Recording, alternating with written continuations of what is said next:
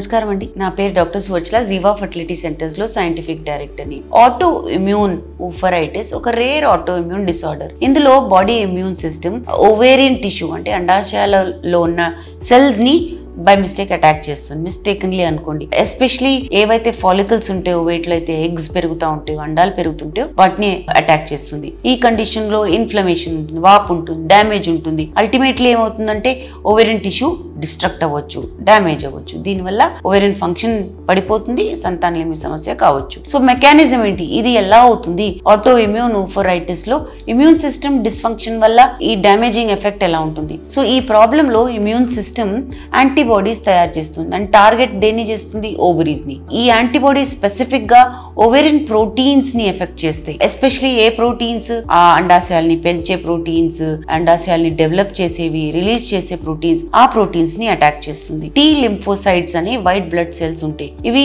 Immune system response కింద విడుదల చేస్తుంది. ఇవి ఓవేరియన్ టిష్యూలోకి వెళ్ళిపోతాయి, అండాశయాల్లో టిష్యూలోకి వెళ్ళిపోతాయి అనమాట. దీనివల్ల వాపు అవ్వడము, ఈవెన్చువలీ ఓవేరియన్ ఫాలికల్స్ తగ్గిపోవడం అనేది జరుగుతుంది. సో ఓవేరియన్ ఫాలికల్ డిస్ట్రక్షన్ అవ్వడానికి ఈ ఆటోఇమ్యూన్ సిస్టమే రెస్పాన్సిబుల్ అవుతుంది, మన బాడీయే రెస్పాన్సిబుల్ అవుతుంది. దీనివల్ల కంటిన్యూస్ గా వాపు ఉంటుంది, ఫాలికల్స్ డిస్ట్రాయ్ అవుతాయి, వాటిలో ఉన్న ఎగ్స్ బాగా పెరగవు అనమాట. సో ఎగ్స్ పెరగకపోవు, ప్లస్ ఉన్నవి కూడా క్వాలిటీ బాగుండవు అనమాట. దీనివల్ల ప్రీ మెచ్యూర్ ఓవేరియన్ ఇన్సఫిషియన్సీ అంటే టైం కన్నా ముందే ఎగ్స్ లేకపోవడము అనేది అవుతుంది, లేదా ప్రీ మెచ్యూర్ ఓవేరియన్ ఫెయిలియర్ కూడా అంటారు దీన్ని. ఈ ప్రీ మెచ్యూర్ ఓవేరియన్ ఇన్సఫిషియన్సీలో ఈస్ట్రోజన్ అనేది సరిగా ప్రొడ్యూస్ అవ్వదు. దీనివల్ల అండం విడుదల అవ్వదు, ఇర్రెగ్యులర్ గా అవ్వచ్చు. దీనివల్ల సంతానలేమి సమస్య కావచ్చు. హార్మోనల్ ఇంబాలెన్సెస్ కూడా ఉంటాయి వీళ్ళు. ఓవేరియన్ ఫాలికల్స్ డ్యామేజ్ అయినప్పుడు ఈస్ట్రోజన్, ప్రొజెస్ట్రాన్ అనేవి సరిగా విడుదల కావు. హైపోథలామిక్ పిట్యూటరీ ఓవేరియన్ యాక్సిస్ ఏదైతే మీ స్క్రీన్ మీద మీరు చూస్తున్నారో అది డిస్రప్ట్ అవుతుంది. అంటే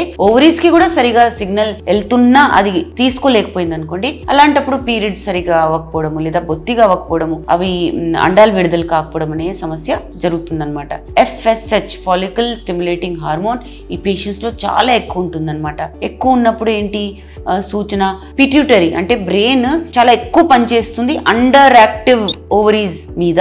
అంటే అండాశయాలు పని చేయదలుచుకోలేదు, కానీ బ్రెయిన్ చాలా ఓవర్ గా FSH రిలీజ్ చేస్తున్నా ఓవరీస్ సరిగా పనిచేయట్లేదు. సో FSH ఎక్కువ ఉన్న అండాశయాలు సరిగా పనిచేయట్లేదు ఈ పేషెంట్స్ లో అని సూచన. FSH హై ఉన్నప్పుడు సిమ్టమ్స్ ఏంటి? ఇర్రెగ్యులర్ మెన్స్ట్రువల్ సైకిల్స్, లేదా అసలు బొత్తిగా ఉండకపోవడం, ఈస్ట్రోజన్ డెఫిషియన్సీ లేదు, తక్కువ ఉంటుందన్నాను కదా. సో దానివల్ల ఎక్కువ హాట్ ఫ్లాషెస్ అంటే వేడిగా అనిపించడము, వజైనల్ డ్రైనెస్ ఉండడము, మూడ్ చేంజెస్ అవ్వడము, ఇన్ఫర్టిలిటీ ఉండడము, సంతానలేమి సమస్య అవ్వడం అనేది అవుతుంది. కొన్నిసార్లు పేషెంట్స్ కి ఆటోఇమ్యూన్ డిసార్డర్స్ అంటే ఆటోఇమ్యూన్ థైరాయిడైటిస్ అంటారు, అడిసన్స్ డిజీజ్, ఇవన్నిటితో ఎలా ఉంటాయి సిమ్టమ్స్? అలాంటివే సిమ్టమ్స్ ఉంటాయి అన్నమాట.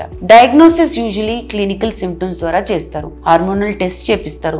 FSH ఎక్కువ ఉందా, ఈస్ట్రోజన్ తక్కువ ఉందా, యాంటీ ఓవేరియన్ యాంటీబాడీస్ ఉన్నాయా బ్లడ్ లో అనేది చూస్తారు. స్కాన్ చేసి అండాశయాల్లో అండాలు తక్కువ ఉన్నాయా, ఓవేరియన్ వాల్యూమ్ తక్కువ ఉందా, యాంట్రల్ ఫాలికల్స్ తక్కువ ఉన్నాయా అనేది చూడడం జరుగుతుంది. డెఫినెట్ గా డయాగ్నోస్ చేయాలంటే ఓవేరియన్ బయాప్సీ అనేది చేస్తారు. బట్ ఇది ఇన్వేజివ్ ప్రొసీజర్, ఇన్ఫర్టిలిటీకి చేసే ప్రొసీజర్ కాదు, అండ్ జనరల్ గా రెగ్యులర్ బేసిస్ లో చెయ్యరు. సో ఫర్టిలిటీ ఎలా దెబ్బతింటుంది? డెఫినెట్ గా ఓవేరియన్ రిజర్వ్ తగ్గిపోయినప్పుడు ఫర్టిలిటీ తగ్గుతుంది. ఎగ్స్ సరిగా రిలీజ్ అవ్వవు, అండాలు రిలీజ్ కానప్పుడు పీరియడ్స్ ఎప్పుడు వస్తాయో తెలీదు, భార్యాభర్తలు ఎప్పుడు కలవాలో తెలీదు. ఆ కన్ఫ్యూజన్ లో ప్రెగ్నెన్సీ రాకపోవడం అనేది జరుగుతుంది. ప్రీమెచ్యూర్ ఓవేరియన్ ఇన్సఫిషియన్సీ కూడా అవ్వచ్చు కదా, ఎందుకంటే ఎగ్స్ తక్కువ అయిపోయినప్పుడు అండాలు విడుదల అవ్వడానికి లేనప్పుడు ప్రెగ్నెన్సీ రాదు. ట్రీట్మెంట్ యూజువలీ ఇమ్యూనోసప్రెసివ్ థెరపీ అంటారు. అంటే కార్టికోస్టెరాయిడ్స్ ఇస్తారు.